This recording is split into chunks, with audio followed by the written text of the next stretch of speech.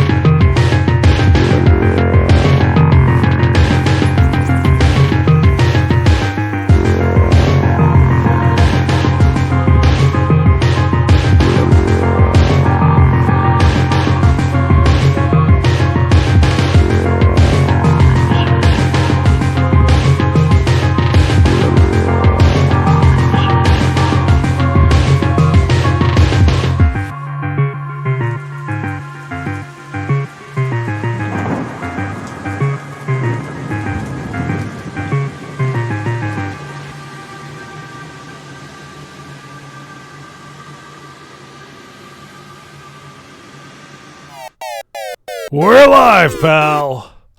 All aboard, all aboard. What are we triggering the death sound? Welcome back to the Hellhole.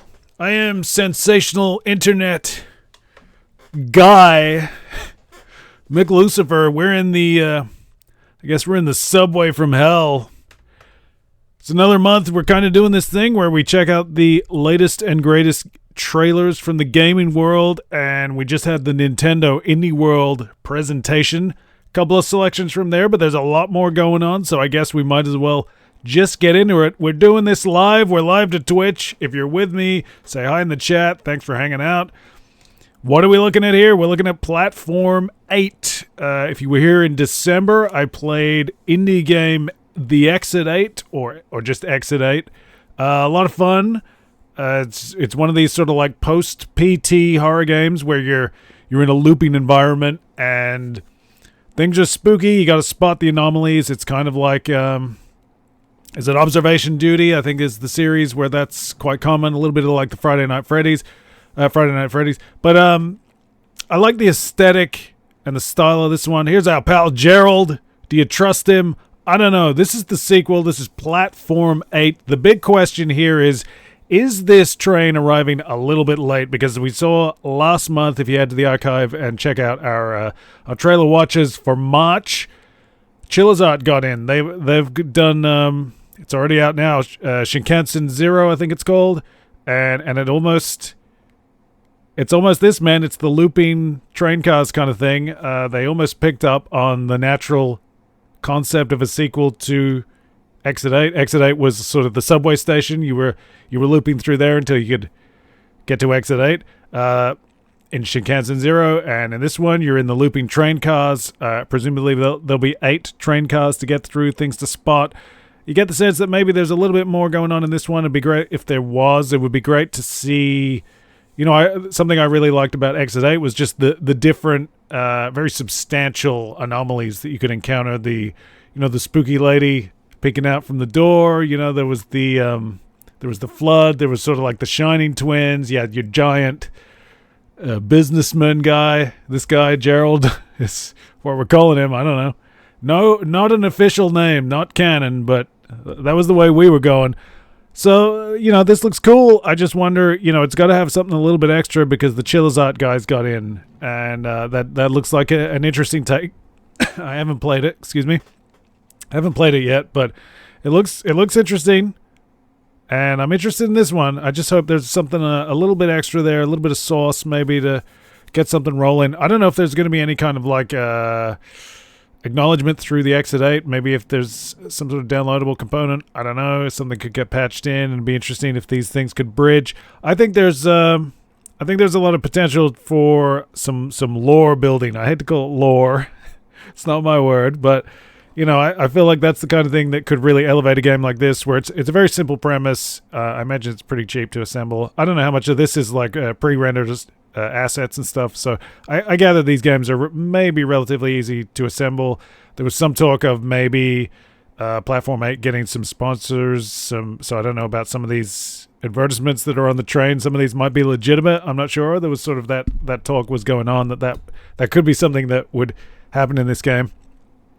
I just think I think these are cool, like quick, simple, just fun kind of experiences that you can get cheap, and that's the kind of thing that I guess I'm valuing these days. That might be a little bit of a theme that runs through our selections this month, because you know we've generally we've been looking at the big fighting games. There is a fighting game presentation here, but it's kind of a little bit of an indie flavor, a little bit of an indie theme in this one. I guess we should move on. What am I doing here? I guess we'll go to the big one. Should we? Nah. Here's a taster. This was from the Nintendo Indie World presentation, and I gather a lot of those were just they're going to be timed exclusives and things like that. They're not necessarily like Nintendo exclusive games. And what I gather about TMNT Splintered Fate, I believe this has already been a mobile game. I'm not sure if that's correct. I have not done any research. Do not come here for good information. Just come here for a good time. You know, have a nice time. We can survey the land, see what's out there in the gaming world, in the landscape. The fact that this is TMNT is really what the hook is. It's kind of fun to see the little characters running around. It reminds me of like playing with like little toys, you know, boys and their toys kind of thing. It's a roguelike, so it's got that going for it. You know, I look at this and I think back to like I tried Hades last October, and I was having a little bit of trouble getting into Hades. I haven't really given it a fair shake, to be honest, though. I got to go back to that sometime. Whereas something like this with the TMNT license, it does create a more immediate hook. It's got a more immediate sort of source of interest. These characters sort of mean something. I don't know if that was that Leatherhead or, you know, you got Bebop and Rocksteady. So these characters sort of have built-in meaning. I'm conflicted because I really feel like we need new things. We got to stop going back to the old things. And yet, you know, in a case like this, the old thing could be a comfortable pleasure. So it's coming to Nintendo Switch in July. I don't know if that will be for other consoles as well. So I think it's on, you know, I think it's on the Apple. Is that the game store? So presumably you can play this on a tablet or a phone. I'm not really sure how that goes or how that plays. This looks like the kind of thing where it's a little bit more involved. I might like to play something like this on a console rather than on my phone or something. I tend to prefer pretty simplistic games on my phone, although maybe in general I'm trending towards more simple games. This looks cool. I don't know if this sort of in sync with some of the IDW comics, or there's a little bit of like that Shredder's reminding me of the Image Shredder. Obviously with Teenage Mutant Ninja Turtles, there's a lot of different eras, a lot of different styles. I'm appreciating that this isn't the recent this isn't is it Mutant Mayhem? It's not that. It's not the recent Nickelodeon series, which I'm not really a big fan of those ones in terms of TMNT. So this looks a little bit more in keeping with something that I might like. If this was cheap, it's the kind of thing I might consider giving a shot. I'm not really across, you know, roguelikes and all that kind of stuff, but it looks kind of interesting. It's one of the things that stood out to me in the Indie World presentation. There's one other. I guess we might as well get to that now. Anton Blast. This feels like it's in the tradition that's been started by Pizza Tower. It's very much that sort of like maybe mid-90s animation style. I don't know who... you know, that was the big talk for sort of like Pizza Tower. I can't really attribute it to a particular animation sensibility, but I feel like there was stuff like this out there. Some of the more crude animation of this reminds me of maybe some of like the French. There was a show called Mott, which I think was it a time traveling dinosaur and like a kid. some of the animation here reminds me of this, but this is kind of interesting. So it's got that kind of like frenetic, wild, screaming sort of style that I guess Pizza Tower had, but it's sort of got the game element where I gather like your Anton Blast, you're setting your explosion, and it's kind of like, I guess each level is going to have the sort of, the time attack escape mechanic. I think of something like Super Metroid did it, X-Men 2 Clone Wars. If you head to the archive, you can see the Sentinel Factory had the timed explosion. So it's kind of got that like maybe on every stage, and I guess does that give it a little bit of esports? Is Anton Blast just gonna have a finger in the speed running? It comes prepackaged to speed run. It almost looking at the pace of the game and how it's super fast, super linear platforming. It looks like the landscape is very much available to you. There's a little bit of like clearly there's some skill involved. There's a little bit of like your Twitch reactions and stuff if you're playing. Maybe you can just memorize levels, I'm sure. But it looks to me it's almost a little bit more Sonic than Sonic, because I always push back against that idea that Sonic's about going fast. I feel like Sonic has a lot of verticality, and sometimes people will complain about like you can't see what's coming. You hit the spikes. It punishes you in that regard. To me, Sonic's not necessarily about going fast. It's a game where you can go fast, and it's fun to go fast, but it's not necessarily about going fast. Whereas I feel like Anton Blast is going to be a platformer that is about going fast. The thing that really just encouraged me is it's something new.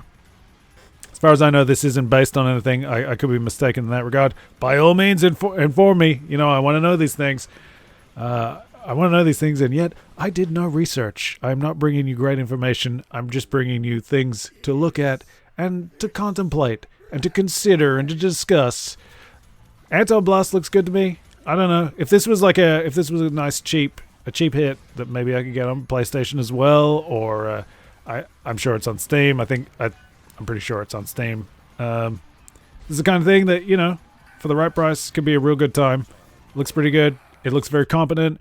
It evokes a style that I like. It's not going to be out for at least Nintendo Switch, I think, until November. I don't know if that's consistent with other options.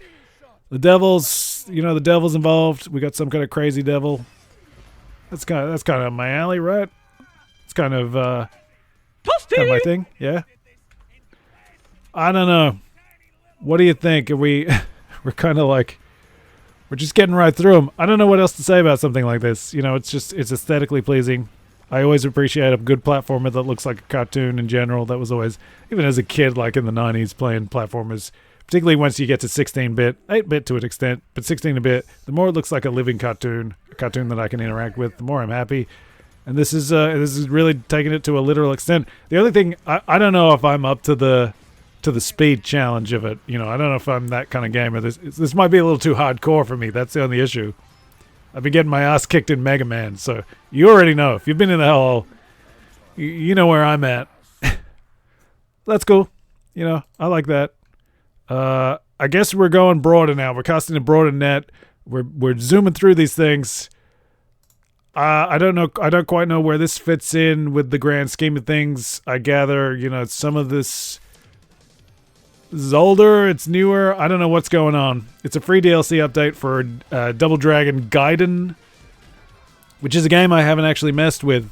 So I was a big Double Dragon fan back in the day. I particularly, because I'm a Sega guy, if you head to the archive, you can find, I played the Master System version of Double Dragon, which I always enjoyed quite a lot. I maybe liked it a little bit more than some of the other options. I guess there was arcade, there was NES. I like those too, though. Double Dragon, those first few games were a big deal back then. I think about, too, because, I am a fighting game tragic. If you're in the Hellhole, you're going to be seeing fighting games. Certainly if you've been here for some of the other, watch-alongs of these monthly game trailers. Big focus on fighting games. I love those martial arts fighting games. And really, I guess Double Dragon was one of the first that I was a big fan of, because I was probably messing with Double Dragon before there was a Mortal Kombat, and maybe before Street Fighter 2. Street Fighter 2 was like a big triggering event for me in terms of getting into fighting games in a big way, and Mortal Kombat continued that. I don't know. I always feel like Street Fighter 2 was maybe the better game and the better series, but there is, as you know, there is a Mortal Kombat interest here in the Hellhole. You know, I feel like Mortal Kombat, in theory, plays more to the mind or to that aspect of it, whereas Street Fighter and then later Tekken, I always feel like they play more to the soul. There's a more visceral sort of reaction to those games, something very pure about those, whereas I feel like Mortal Kombat is more about considering the pros and the cons and some of the story and characters and stuff. Some of that is in Double Dragon, but Double Dragon, very simple, obviously a precursor to a whole raft of scrolling beat 'em ups, belt scrollers, if you will. Precedes Final Fight, Streets of Rage, two other great franchises. I'm a little bit perturbed about the art style of this. I don't really get the chibi of it all. You know, when I think of Double Dragon, I don't really think of cutesy characters, so I don't really know how I feel about that. They're sort of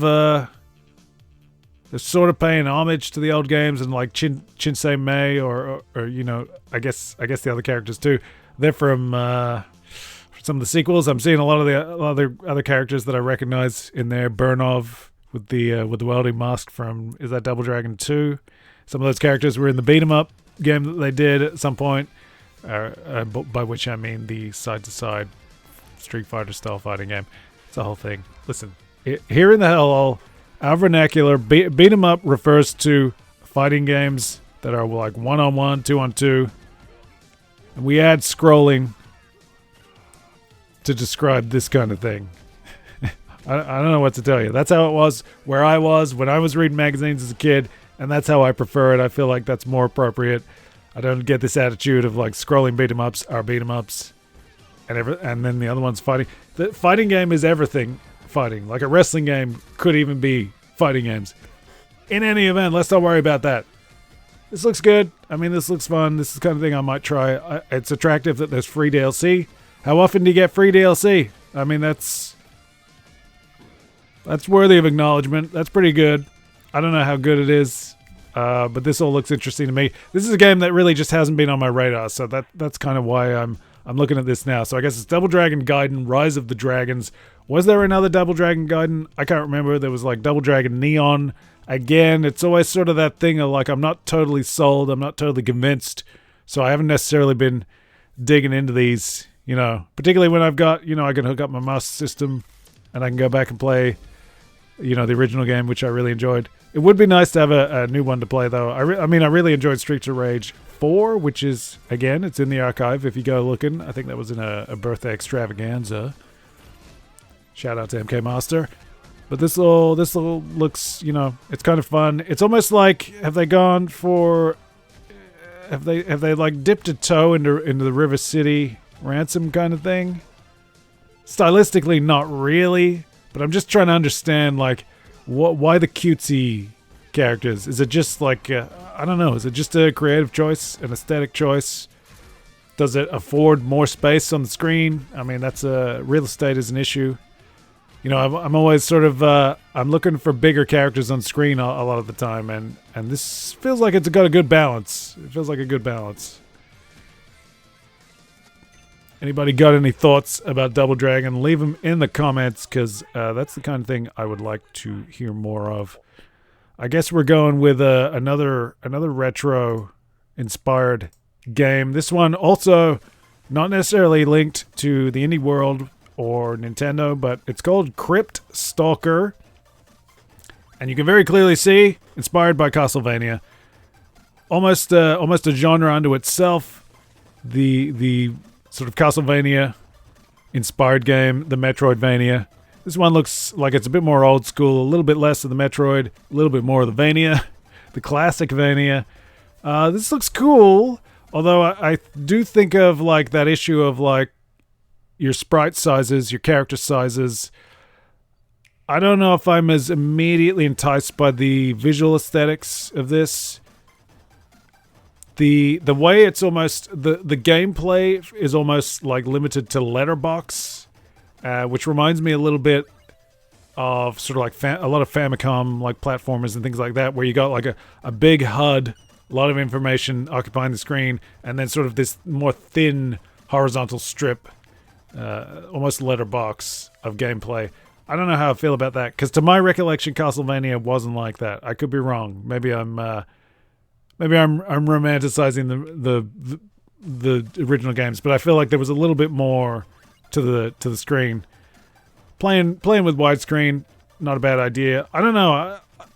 Yeah, I'm very mixed. I feel like too, like the bigger characters, maybe it would be nice to break away from the 8-bit style a bit. I'm torn though, because there is a certain appeal to all this. And they got some of the nice colors. I like, when I think of like NES games, I like that sort of like really popping, almost neon orange with like a nice purple. I don't know, are they CMYK colors? I'm not sure. There's something about that that's quite appealing. I think of Castlevania. I think of Zombie Nation. Zombie Nation has got some sort of curious appeal. And I guess the thing I like about NES games, we're not going to say too many nice things about Nintendo, of course, but something I do like is sort of those little, like, they're very well realized, well proportioned characters. Kind of like, I think of that, Shatterhand, the G.I. Joe games, maybe one or two of them in particular. Kickmaster, I guess, to a degree, even Ninja Gaiden to a degree, but I like those like well realized, well animated, tight little characters. Almost reminds me of like miniaturized toys that you get.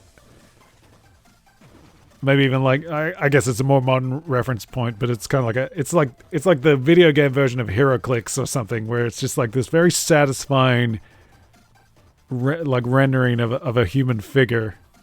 Not entirely realistic, but good enough.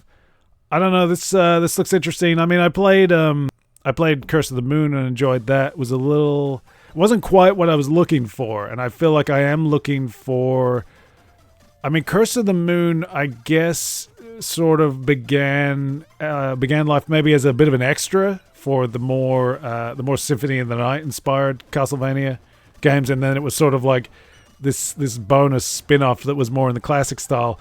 There was more appeal to that to me aesthetically, conceptually, but then in terms of actually playing it and experiencing it, it did feel a little bit small and a little bit cardboard. There was something about it, like it was good, but it didn't feel generous. It wasn't like a really abundant platforming experience. It didn't feel like some of those old Castlevania games where it does feel like although they're quite shallow, so I don't know. They're more like there's a little bit of challenge. The levels aren't overly long. Depends on the game. I mean, I guess Castlevania 2 to some extent. Or is it 3? I don't know how to compare all these things necessarily. I don't know how Crypt Stalker necessarily measures up. It looks like it's doing some of its own stuff, which is good. I mean, you want that kind of thing. If this was a cheap game, though, this could be a nice little sort of extra little dish, on the gaming menu. I'm not sure if I'll play it, but it's something that I'm considering. And, in terms of filling out our month of what's interesting in gaming, this is something that's on my radar. Again, I gather this one might have been around for a while. I hadn't really heard of it or paid it much attention. It came back to my attention this month, so I'm digging that. I guess we might as well move on to the main event in a lot of regards. This is like the big one for April. I don't know if we're still going to see something from Tekken or Street Fighter 6. It feels like they've kind of cooled off, and Mortal Kombat has just sort of stepped into that void. And is this a rare win from Mortal Kombat 1? I'm not entirely convinced. I'm not really sure, but this is Ermac DLC coming to the Combat Pack. So the Combat Pack is very, very slowly working its way through the first round of DLC characters and extras. We've got Ermac is available. I don't know, is that now? This is the kind of thing I'm supposed to know, but you're catching me at a moment of unawareness. I don't know. I'm very tired. So Movado won't show up until next month. That's the cameo fighter, but Ermac is either here or imminent. Might be here, I think. There's Movado. There he goes with his like stretchy ropes. Very strange. The thing that's really blown me away about Ermac, so Ermac was actually quite a substantial figure in the story mode, and I think some fans they're wondering, like, was Ermac cut from the original playable roster? And I understand why you would speculate that, because he was such a major component in the story mode. If you're concerned about spoilers for some reason this long, look away now. I don't know. But it amazes me the difference that mask has made, because I'm comparing, like, I was pretty down on Ermac in the story mode. I don't like the conceptual changes, so I don't really like that. It's kind of complicated, because essentially, like, Ermac is now being presented as Gerard, the husband of Edenian queen Sindel, and he gets killed, and now Ermac sort of is the same physical type, and Gerard eventually becomes the sort of dominant soul. Ermac was really disappointing in a lot of regards. So I didn't like that, because Gerard was sort of, although he's not a significant character necessarily, he's in the backstory. He's part of Katana's mythology, certainly. So Gerard's significant, but not a character we've seen a whole lot of. Usually, it's established that Gerard is presented as more of like a traditional, sword and sorcery, kind of like fantasy king. He's like a big guy, usually got some big robes, maybe he's got a crown, maybe he's got a big beard. So this was a major departure. Like, why is he this like scrawny little guy all of a sudden? That was a little off-putting to me. And the connection with Ermac, as a concept of Gerard being one of the souls, it's sort of like, it's that thing of like, there's a tendency maybe a little too often to make everything smaller, and so the more you sort of layer additional connections between characters, the more you make the world small, and the group of the sort of the sphere of significance shrinks dramatically. And really, Ermac should be a character who expands, because he's made from a collective of souls. The souls of defeated warriors were gathered by Shao Kahn and formed into this powerful, legion creature, this gestalt collection of souls. So in theory, he should be sort of implying a greater universe. And to some extent, this version of Ermac actually is doing that in a way that he never really has. You can see some of his soul attacks. You can see the forms of fighters and characters that we haven't seen before necessarily. Some of them are familiar types. I think there's a Netherrealm demon in there, an Oni or something that comes out, sort of thing. It'd be great though to see Ermac as a gateway to more parts of the mythology that we don't already know. So an expanding character rather than a character who brings everything smaller and makes it about Gerard, who is a character that already exists and is already sort of significant to Sindel and Katana. Making Ermac part of that makes him smaller in a way. So there you go. There was an attack where it's sort of like, there's the implication is there's a soul there of a vanquished warrior. There's your Netherrealm Oni coming in with the horns and the eyeless sort of face. So there's good and there's bad to Ermac. I didn't like that he was a Quan Chi just kind of like whips him up somewhere in the middle of the story. I don't like that. I'm not a fan of that. That's very haphazard. The notion that Ermac could just be created by anyone, in an afternoon or whatever, that disappoints me. It strips a little bit of meaning, a little bit of significance from, in this case, from Shao Kahn.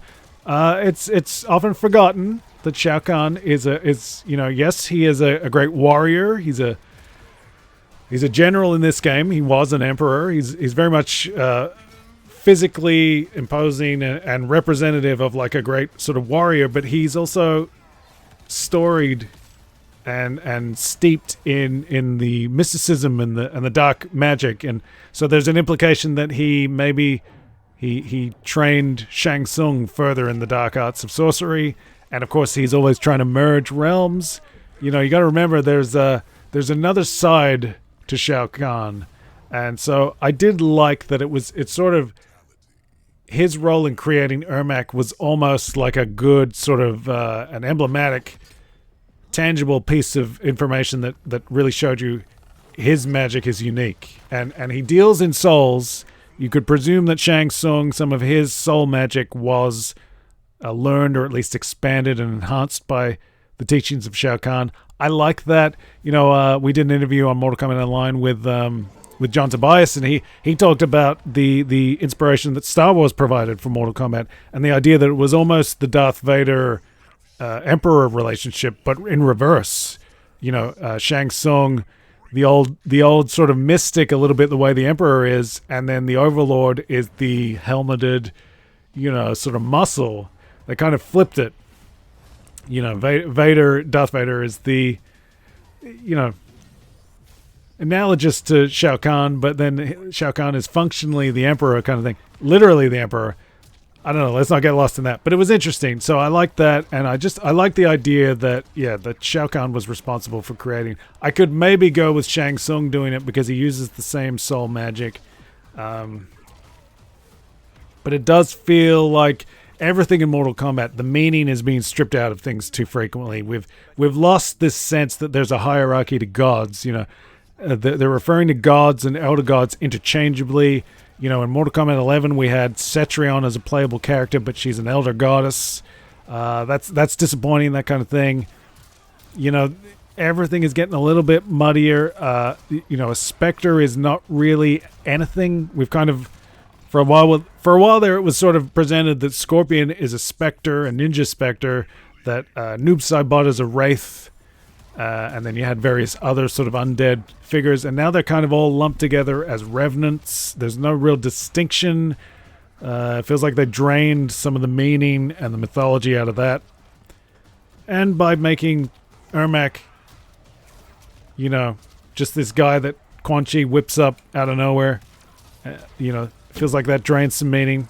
And it drains a bit of meaning from Gerard by suddenly making him this very different sort of figure, and it damages Ermac too if his design is really dependent, like his clothing, his logo, if all of that is derived from Gerard. I feel like that makes Ermac mean a little less too. I feel like the design of Ermac should really reflect the fact that he is a composite of different cultures, and I don't mind the idea that there could be like predominant personalities, although fandom has embraced this notion of Ermac referring to himself as we rather than me. That his pronouns. I think there's a joke in there with like an intro with Johnny Cage. What are your pronouns? And he says, I don't understand. We, whatever.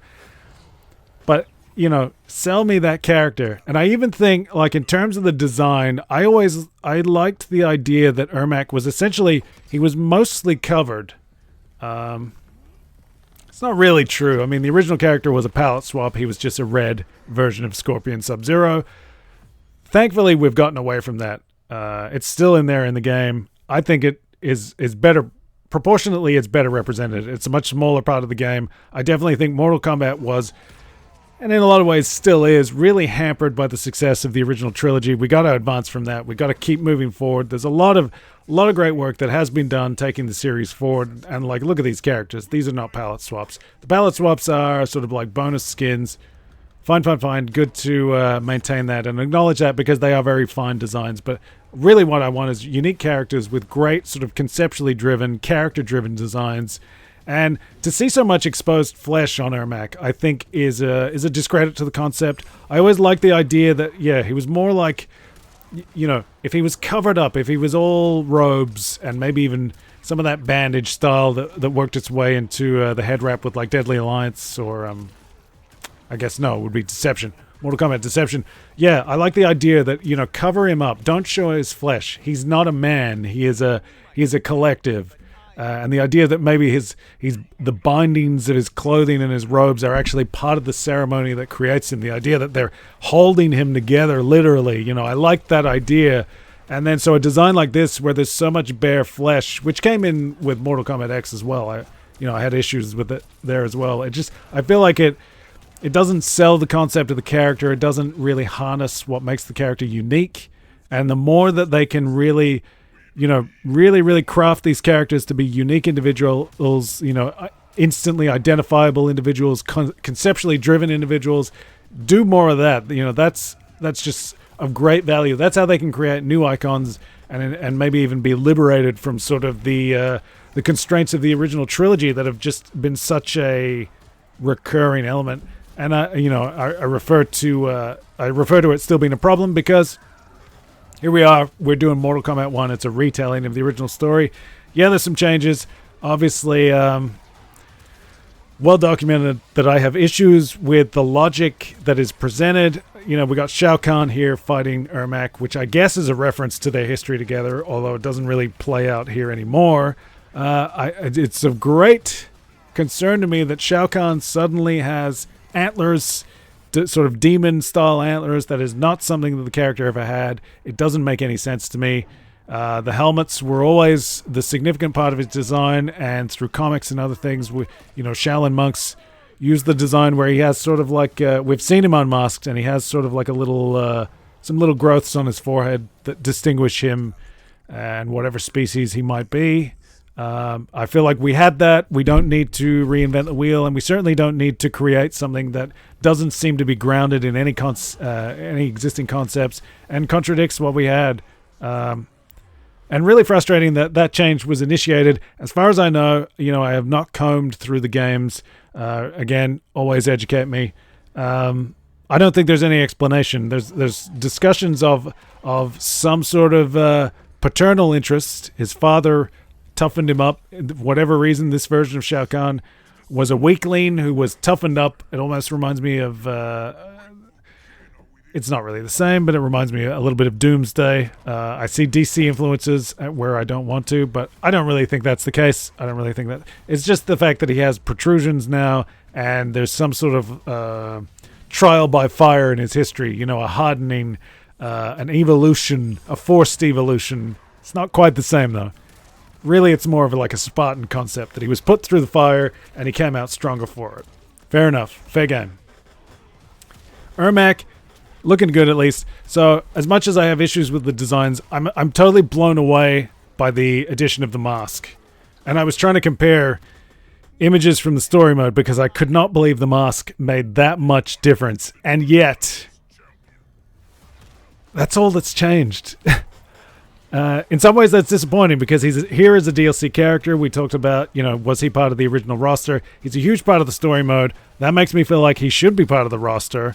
And then for the only significant design difference in the main design to be the addition of a mask, that makes me feel like you're kind of ripping us off here. If that stuff was good to go, you get that in the main game. I don't want to see that being, a revenue generator, which is clearly an issue. There's a lot of talk about, Warner Brothers games and the parent companies, Warner Discovery's attitudes toward gaming and business right now. Obviously, they're pushing all their games into games as service, which is ugly stuff. It's not in the interest of the gamer. It's not in the interest of the fan, necessarily. I mean, it has the potential to be because, yes, it means there's more stuff, and it means there's more reason to keep paying attention. But on the other hand, it does lead to these sort of craven practices where we're seeing all these skin designs that, you got to log in every day, you got to grind, all this stuff. I want to play a game. I don't want to have a job, man. I don't want a full-time job playing these games. Fortunately, me personally, I couldn't give a rat's ass about half these skins. Most of them don't even interest me in the slightest. I don't care about completion. Give me the good stuff, and that's all I care about. Of course, as a consumer, I'm a little bit more stubborn. I'm not necessarily rushing into any of these games. I'm not dropping big coin on them. I'm going to wait. I'll get a discount if I can. Because I'm not going to spend $200 to get a game. That doesn't make sense to me economically or in terms of value. And obviously, Mortal Kombat 1, a lot of complaints. The one issue is fandom doesn't necessarily agree on the issues. A lot of my issues are conceptual. It's the fundamental concept of the reboot, the new timeline of this sort of incredibly cliche right now, an incredibly shallow and uninteresting interpretation of like a multiverse where we've got multiple timelines. Just I'm a comic book reader, and comics, yes, have dabbled in the multiverse. Particularly, in the movie era, comics have gone on the slide as well. nothing in pop culture is probably at its best right now, I would say. That's a sweeping comment. I'm sure there are some good things. There are obviously things that we discuss that we enjoy and things like that. But on the whole, the average is down. But comics did a multiverse because they were putting out comics every week, like dozens of comics, a month, year after year, decade after decade. It's been like 100 years of comics. That multiverse was earned. It becomes interesting to see alternatives while the main series are maintaining your regular line. You have an ongoing continuity, which is one of the great things about, like superhero comics, that there is an ongoing continuity, and the more they chip away at that, the more disappointing it is. And if Mortal Kombat is doing that as well, I'm disappointed. I don't feel like there's great value for Mortal Kombat to be sort of getting distracted with these ideas of multiverses. Very, very half-assed. These sort of kit-bashed characters. Janet Cage. Are you kidding me? This is where we're at. You couldn't just come up with a new character. You got to give me like Scraps, daughter of Dracula, son of Soup. It's very, very mediocre. Exceedingly mediocre to poor. I don't know. There are positives here, though, and it does feel like Ermac is maybe a little bit of a positive. As much as there's issues, I feel like the creation of the playable character is good. The moves are interesting. All these effects are really cool. He's got his, mint blast. It reminds me of toothpaste. It reminds me of, toothpaste ads, that sort of minty blue-green of his moves. That's a joke. That's not a criticism by any means. Although, I guess we're used to those effects being a little bit more on the green end of the hue. But that's cool. Ermac can be minty fresh if he wants to. I'm blown away how much that mask changes things. And maybe, I think maybe the lighting in story mode wasn't quite as flattering. I feel like getting those blacks a little bit darker so everything else pops. I really like that. I like the darkening around the eyes. The hood reads darker to me. The black robes and the hood read darker. I don't think they are. I think it's maybe just lighting at best. It's just the mask. The addition of the mask really helps. He had a bit of like a lame face. Not a lot of character in the face. It's a general issue for Mortal Kombat 1, I think, though, because, as far as I know, Mortal Kombat 11 used similar, model scanning technology. I mean, yeah. They've been doing face scanning since Mortal Kombat 4. And if you really want to be technical, they were hiring actors from the very beginning of the series for motion, for digitization and all that stuff. So Mortal Kombat is no stranger to having real life models, but something has happened in Mortal Kombat 1 where everybody is so slight. They feel insubstantial by and large, and the faces are it's a little bit uncanny valley, just a bit. They're sort of like these smoothed out, unremarkable, unidentifiable sort of characters. Get in there and crank it, make it. I always think of that Ed Boon quote, which I forget when he said it. Is this a Mortal Kombat 3 thing? It was probably during Armageddon or something. But he literally said nobody wants to pay for reality. And he was talking about the wild and over-the-top nature of Mortal Kombat. And I'm always thinking of that again. I don't want to see, look at Kung Lao. This is just some guy off the street. This is some kid that'd be hanging out in GameStop or whatever. It really I don't know. There's a strange aesthetic, and it's sort of undermining a lot of the characters, I think. But then even in the costume designs, a little bit hit and miss. Actually, I don't want to be too hard on them though. There's some good ones. You'd see it more in the cameos too, where the cameos are half baked by design. I think. Development intentions were on the main playable cast. The cameos add a whole extra roster that they've got to design and build and all that. So I forgive it a little bit. Movado looks all right. We haven't really talked about Movado. To me, Deadly Alliance is one of the most important games in the series. It's one of the best games in the series. I really love it. You go back to Deadly Alliance, it actually plays like a dream. I just love. You can have there's technical issues maybe with the gameplay in terms of balancing issues and stuff like that. And obviously there are people that sort of grumble about the impalements and things like that. I thought they had an interesting element to the game, but I'm not playing competitively, so I'm not gonna question that too much. But if you go back, the gameplay is just buttery smooth, Feels a dream. It's nice and quick. I think it's a little bit, from memory, it's a little bit faster than Deception and a lot smoother. Everything flows really well. I like that about Deadly Alliance. And aesthetically, and just in terms of that step, we talked about, we got to get away from the palette swaps. You could. It's amazing they got as far as they did with everybody wearing the same clothes in different colors. You know what I mean? Like, how is Scorpion and Sub-Zero two of the biggest icons in gaming when they're sharing a wardrobe? They're wearing the same pajamas. They're supposed to be hated enemies from rival clans, and yet they're dressing identically. It's embarrassing. Even high school girls have better sense to call each other first. How embarrassing! You show up to a death battle and you're both dressed exactly the same, in yellow and blue. Ugh. Deadly Alliance, absolute godsend in terms of advancing characters, making them individuals. Really begins that process that carried through Deception, and Armageddon gave us like a fantastic update of Rain that still influences Rain. I like Armageddon Rain better than I like Mortal Kombat 1 Rain. There's a whole issue with Mortal Kombat 1 Rain though, so let's not get into that. I don't know why he's suddenly he's a mage and a mystic and all this shit. Looks like I don't know, what is he, a reject from Diablo or what's the game with there's a game with like a hooded mystic. Is that World Heroes or Eternal Champions, maybe? One of those. Let's not get into it. He's a little bit too Aquaman too. That's where I'm thinking of some of those DC that did Injustice. Keep them separated.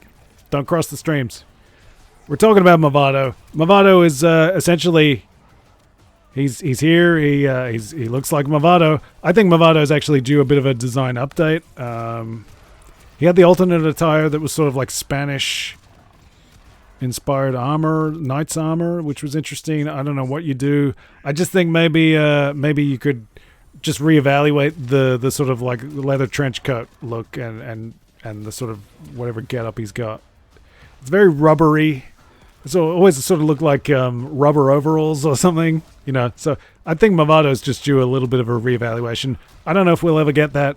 He's here as a cameo, which is kind of cool because he's one of those forgotten characters. There's been a lot of complaints over the years about the 3D era, quote unquote 3D era, because that's the era when the games, they literally moved the fighting plane into the third dimension, but also the graphics became 3D rendered. They stopped doing digitized stuff. Of course, Mortal Kombat 4 is in there as well, Mortal Kombat Gold, but the era really kicks in, and it's that delineation where every character is distinct. They got all these new designs. It was very exciting. I remember seeing like concept art of Draman and Moloch and Quan Chi in particular.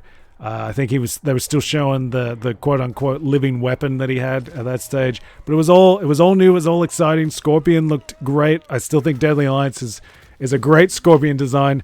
MK11 actually surpassed it as my favorite, I think. I think MK11 Scorpion might be my favorite. I actually really liked it before the game was released. When the metal plates, like he has like metal shin guards, and the plates look more white than silver. I really liked that. That kind of was interesting, but I guess it's confusing the issue with Chronica. So maybe good that they changed that. Yeah, well, I mean, you get me talking about Mortal Kombat, and there's always more to say, and I get distracted. I'm bouncing around. Movado looks all right. So all that's left now in Combat Pack is Takahashi Takeda, and who knows how that's going to work. There's a lot of fan theories about whether Takahashi Takeda is still the Takeda we know, or if for some reason he's Hanzo Asashi, but going by Takeda. This name Takeda has floated around Mortal Kombat for so long, and it was always the source of confusion. It was always a little bit weak to me, a little bit unremarkable. As far as I recall, I guess there was some reference maybe in, was it in Mortal Kombat Mythology Sub-Zero? There was some implication of a Takeda being involved in the formation of the Shirai Ryu, or in the history of the Shirai Ryu, and the sort of the rivalry with Lin Kuei and whatever separations and associations were there. So I guess there was a Takeda there. And then I've been watching Mortal Kombat Conquest lately on DVD. And so Scorpion in that show was named Takeda. He was I guess, was he another god that died and became Scorpion.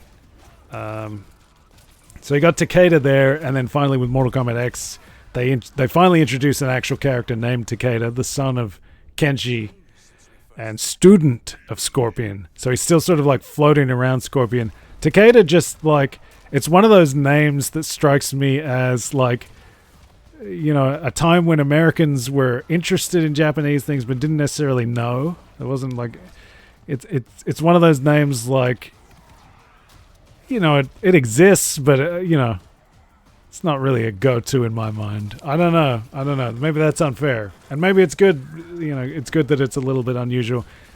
You know, even something like Raiden, which would be Raiden, but you know, there's this weird sort of this American clumsiness to it, a sort of ignorance to it, but it's sort of through well-meaning, it creates something new, which is kind of nice. So I guess, but it just, Takeda always floated around the fandom as though it had significance that it didn't really have.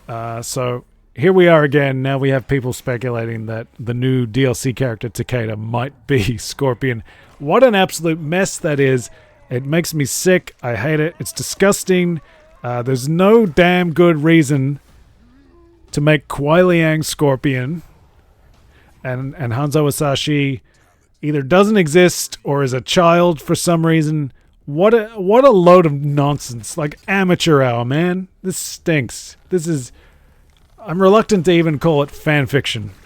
It's beneath that. It's childish. You know, it's juvenile. There's no sophistication to it. As far as I know, there's no explanation in there. There is some rumor, I think, that maybe in character endings and stuff, we see Kuai Liang is involved with a Japanese woman who may have inspired the formation of Shirai Ryu in this timeline at some point. I don't know what's going on. It's so miserable. It's so lame. It's really lame. But there's a rumor that she might show up as a cameo or as a DLC fighter. They're taking so damn long with this DLC. You know, the talk was that they're going to be supporting the game longer than ever. You know, I don't think anybody was counting on the first combat pack taking like 8 months or whatever.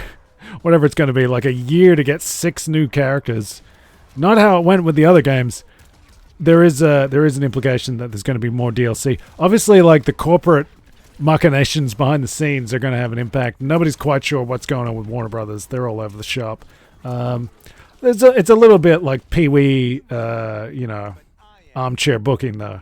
You know, we can't assume to know more than we do, and to doubt.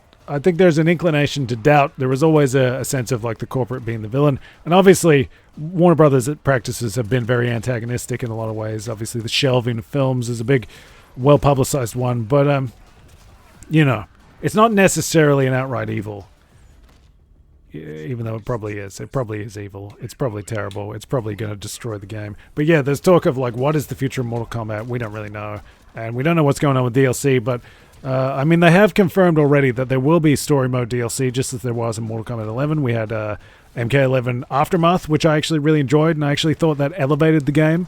I thought Mortal Kombat 11 had its issues. Obviously, all these timeline shenanigans and the constant sort of revisitation to a point where they literally fold time just so we can redo Mortal Kombat 2 and Mortal Kombat 3 in that game while trying to have like cake and eat it too. I thought that was pretty tenuous. Like not real excited about that stuff. I totally lost my train of thought. I'm just thinking of like, yeah, they're always doing these terrible things with it. But yeah. I totally distracted myself with that. We don't know what the future is. That's the point. And the DLC is taking a lot longer. Yeah, so Mortal Kombat 11 Aftermath, that's what I was saying. Just that I thought Aftermath really enhanced that game. It injected, yes, there was a lot of like callback arenas and things like that, references to older games, but I actually thought their renderings were really exciting, new and improved renderings. I like the way they got all the DLC characters involved in the story. I think that's a great idea. You know, over on the Hellhole, if you go searching for the Mortal Kombat 1 Lucifer timeline, I kind of set out to say, okay, can I come up with an alternative timeline that is a story that I would have been a little bit more excited about, starting from the same premise. I don't like that there's a reboot, but I accept. Okay, Liu Kang's the fire god. He's going to restart the timeline. Some of my real objections here are that it just doesn't seem like it plays out in any meaningful way or any logical way. I think the premise is there that you've got to show us the changes, and there's got to be like a domino effect to the changes, a good logic. That's what's going to give it meaning. That's what's going to make it matter, rather than just sort of arbitrary changes. Yeah, so go check that out. And the premise is we're up to chapter 12 right now. Scorpion is up right now. That's doing great.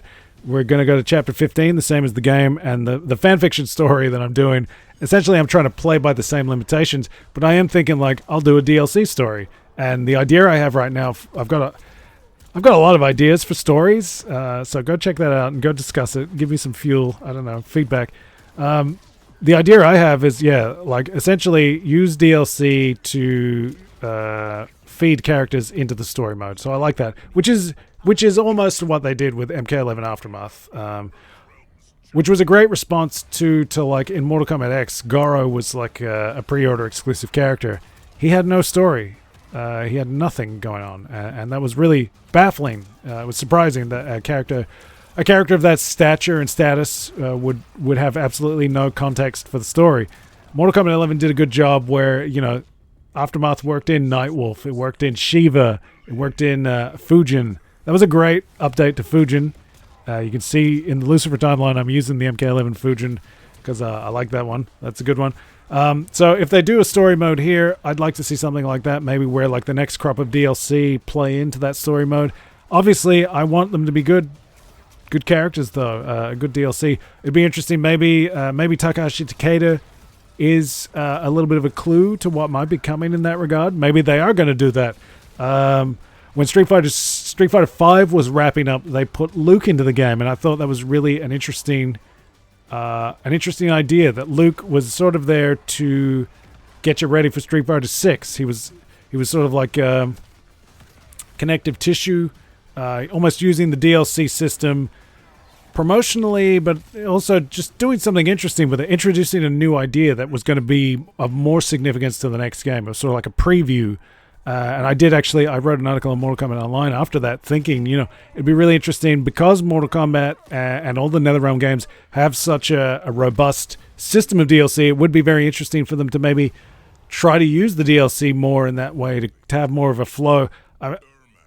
Generally, that's not something that they have necessarily. It doesn't feel like there's a great lot of thought in the way each piece fits together. You know, the cameos are just sort of there, for example. I don't know if the cameos are going to matter one way or another, but it'd be interesting maybe if that is Takashi Takeda, if that is the son of Kenshi, who in theory shouldn't exist in this timeline. So maybe you know, maybe worlds will collide. Maybe the lost future of Mortal Kombat X will find its way into this game. If you really, really have to do multiple timelines, at least something like that with built-in meaning would be more interesting than, you know, Girls Gone Wild universe where everybody's a chick. Like, what is that? That's weak. Janet Cage, you know, that kind of stuff. That's lame. Give us something with meaning. Give us something that at least adds to something and builds to something. And maybe, so maybe if Takeda comes in and maybe future DLC or something could introduce, you know, I think Kung Jin's a cool character. It'd be cool to see him again, and Cassie and Jackie. You know, I think we're missing Aaron Black, you know, some of those characters.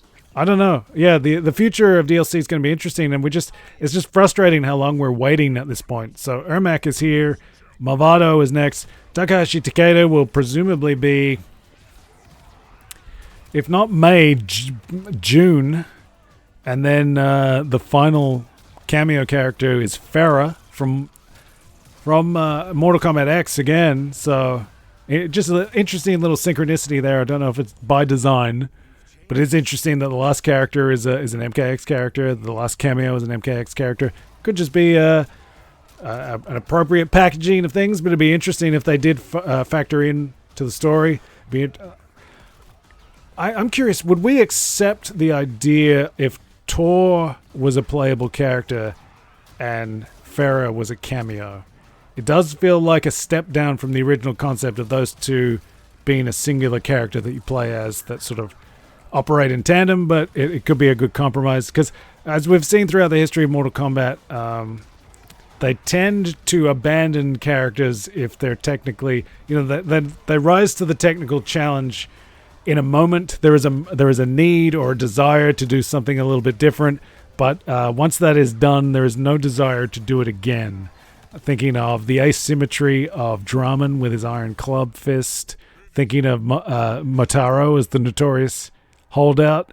We finally got a Motaro here that's got all 4 of his legs. He's a quadruped, intact, but he's pretty lame, in my opinion. The cameo stylings of Goro and Motaro are a little disappointing. I still think they should have put all their chips on that sort of delayed gratification of Motaro and built him up as my reference point was always the Nancy character, the fight, big robot fight in Tekken. Was that Tekken 6? Had the big Nancy sort of bonus fight. I felt like they should have done something maybe like that. Even, just think of like classic games. For some, Splatterhouse is coming to my mind for sort of some of these bosses where they occupy, a third of the screen, and they're almost like they're operating maybe slightly off screen. They're coming in and out sort of thing, and you just got to try to chop away at them. Build a Motaro that is mythic, that we will be awestruck by, and doesn't require necessarily the demands of a balanced fighting mechanic. Let the character exist unto themselves, and we use the fighting mechanics to attack them. And Tekken is a great reference point for that. Tekken has always done a pretty decent job at making all these different scaled characters and wildly powered characters operate together. Even thinking of the True Ogre fight in Tekken 3 and Jinpachi Mishima, there's often been a supersized boss at the end, and doing something like that with Motaro could have been really interesting. Boone was always saying we don't want it because we're not thinking through the technicalities of it. That's how you think through the technicalities. I think you got to build this as a set piece, as an event, and get some of that awe back into Mortal Kombat, because we don't have secret characters the way we used to. It's always just some sort of really unremarkably repurposed asset, which is a bit of a throwback to the classic secret characters like Reptile, Smoke, Noob, Jade. But, you got to scale that up a little bit. And don't get me started on Mortal Kombat 11 Reptile, because I'll go off on that. We're talking Ermac, we're talking Movado, we're talking Mortal Kombat 1. Like I said, oh, wow. I'm having some issues here. Like I said, the Mortal Kombat 1 Lucifer timeline, the fanfiction is up to Chapter 12. Go check that out. Check out the playlist. Revisit the whole story. And if you are a fan of Mortal Kombat, if you dig this stuff, if you know this stuff, what do you think about the details of the story that I've laid down? Check that stuff out and give me some feedback. Should I continue doing story upon story? I got this idea for a DLC story, but at this point I'm trying to play by the rules of the development cycle. I'm trying to keep it limited. These are the playable characters that I have. Here are the DLC slots. So in terms of Mortal Kombat stuff, I'm not doing guest characters. Could not give a rat's ass about guest characters. Not interested at all. So essentially, I got slots for 3 more DLC characters. Okay, so I know who they're going to be. And they might appear in the story. That's fine. But they're DLC. And then I'm thinking about, limiting the arenas and all that stuff. But so I don't know what the rules of the DLC story are going to be. So I don't know if I should just break away and do my own thing. Because I've got an idea in particular that's like a 6-chapter story. And then, potentially I could just keep doing stories. Live in my own timeline. Abandon the official canon and just go live in my own fan fiction universe, maybe. And if somebody wants to come along and do that, then by all means, you're welcome. Please do. Please join me and tell me what you think of the details. I don't want to be too self-indulgent and go off on a fan fiction tangent. We have the fan fiction there; it can speak for itself. But I really my interest was build something that is built on the established canon, the implied changes as a result of Liu Kang being the fire god, the keeper of time, and all that stuff, and try to build domino effects out of it and present each of those pieces with each chapter. You get a new piece of the story. That's really what I was looking for in Mortal Kombat 1. Show me something interesting. Give me those reveals.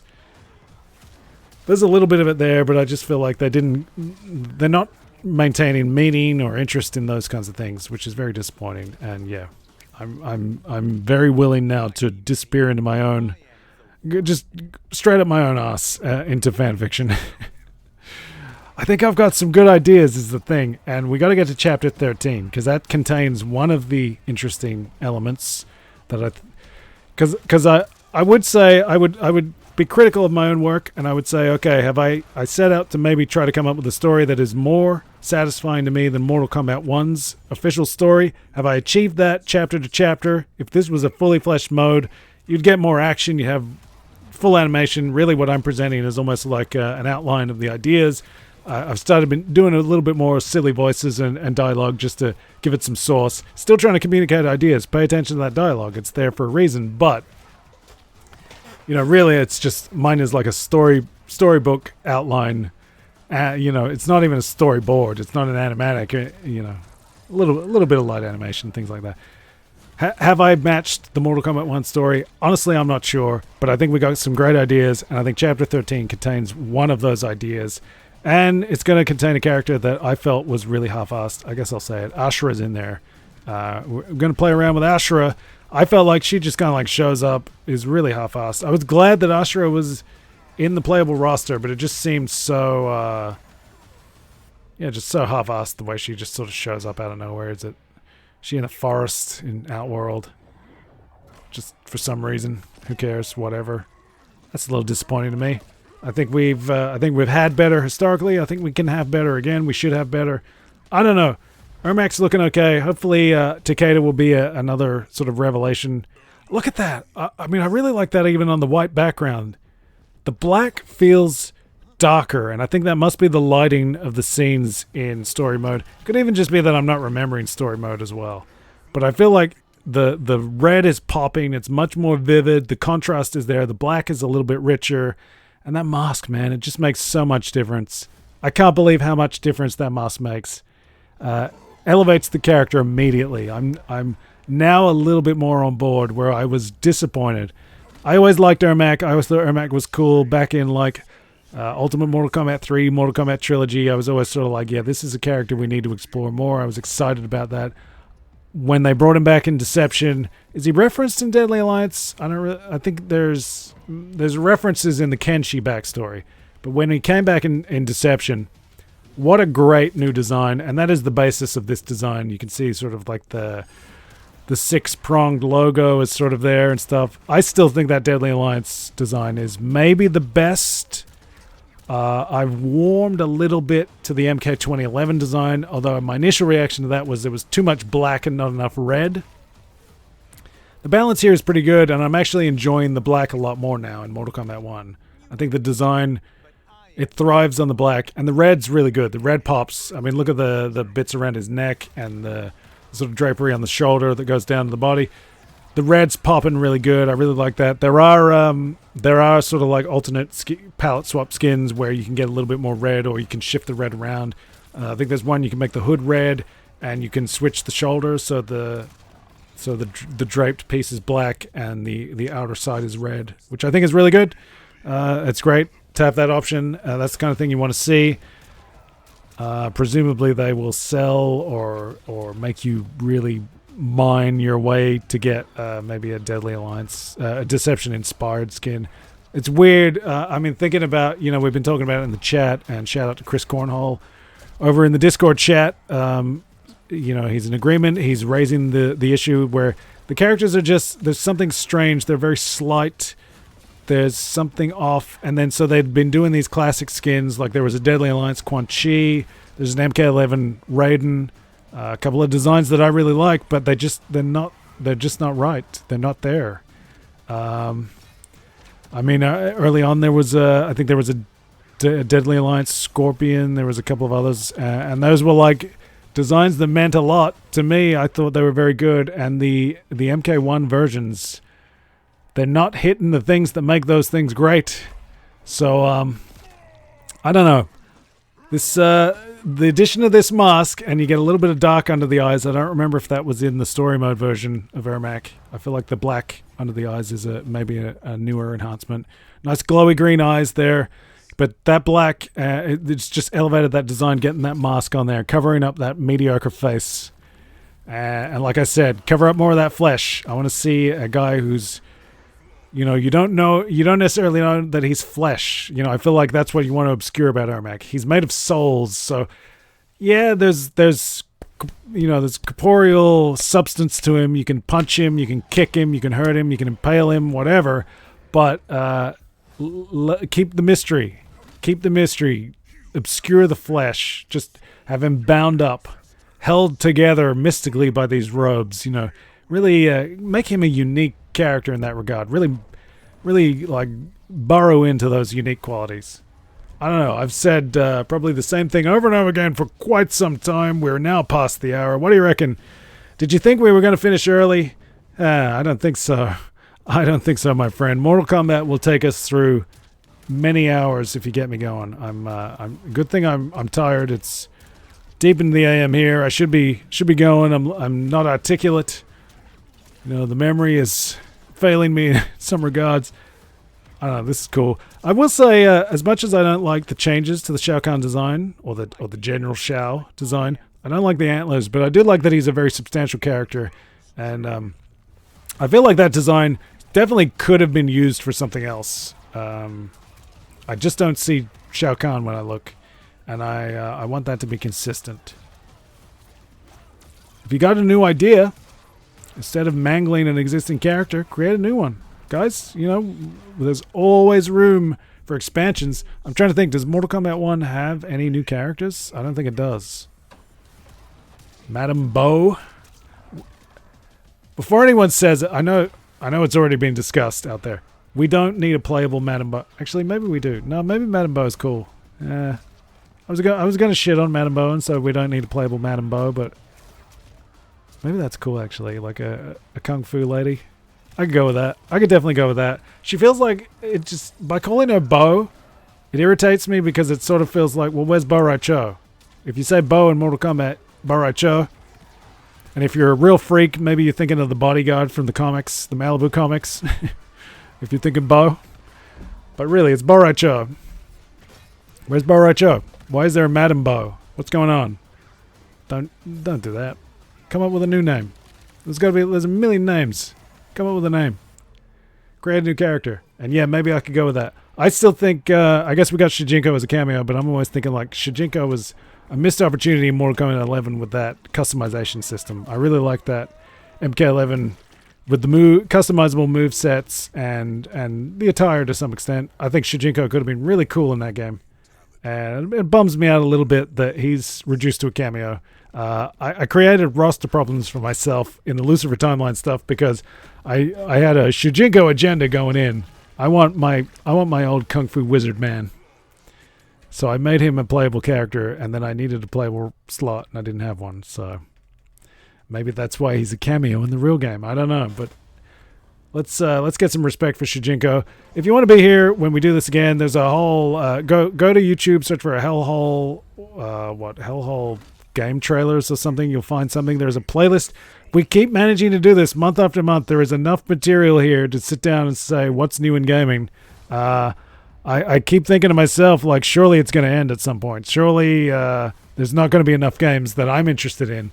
Because obviously I'm sure there's plenty of new games or new trailers coming out month to month, but I'm trying to pick out stuff that looks interesting to me, that I can genuinely have some sort of comment say, some sort of interest, things that I potentially might play at some point. I just keep thinking, like, surely it's going to end. Fighting games have obviously been carrying us through. The DLC cycle actually helps in that regard because you get a regular pipeline. I don't know what's going on with Tekken. Has Tekken already finished their first season pass? I don't think they have. There's got to be more.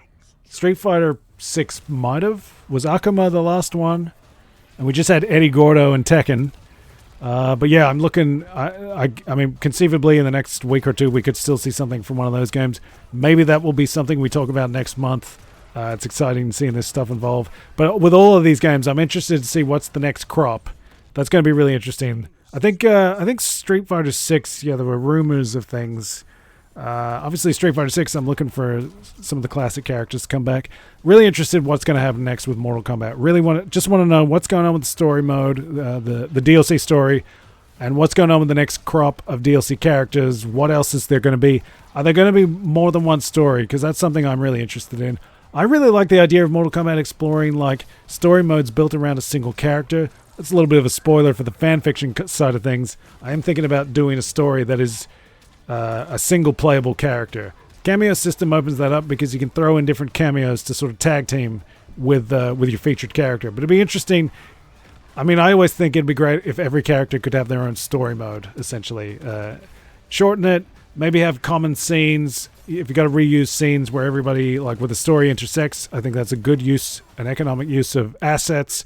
Mortal Kombat is famous for like recycling things, you know, swapping colors and things like that, but they don't always do it intelligently in my mind. It's not always an exploitation of assets to gain something more.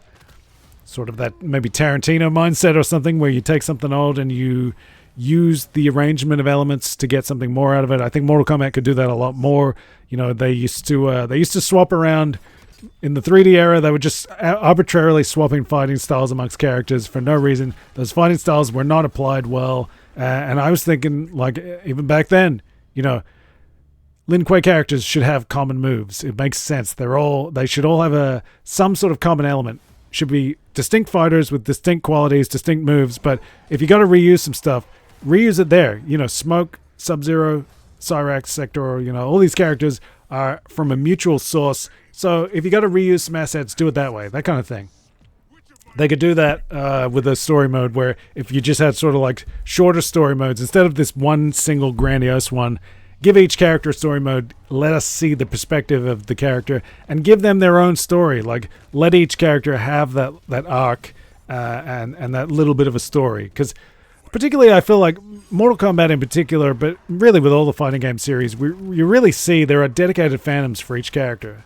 Big fan bases that just are super into that one character. So if you can craft something for each character to kind of service that, obviously it's going to be not all characters are created equal, and there are some characters that might need to take focus. Liu Kang is really a featured character in this story. He's going to have a little bit more going on maybe than an Ashra, maybe. Although in a scenario where each character has a small story mode, you could then get Ashra some sort of plot, you know, something more substantial and something a little less half-assed.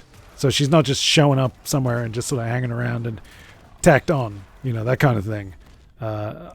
Street Fighter's done a little bit of that, but I don't think they did it very well. Their things are incredibly short, and the Street Fighter story, you know, shallow even for Street Fighter, I would say. Street Fighter's not...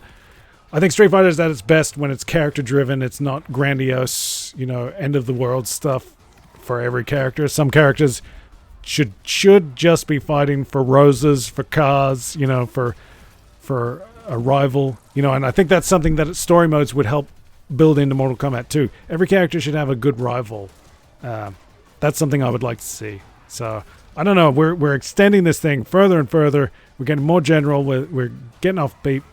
There's plenty of time to talk about more Mortal Kombat stuff, so smash that follow, hit the like, ring the bell.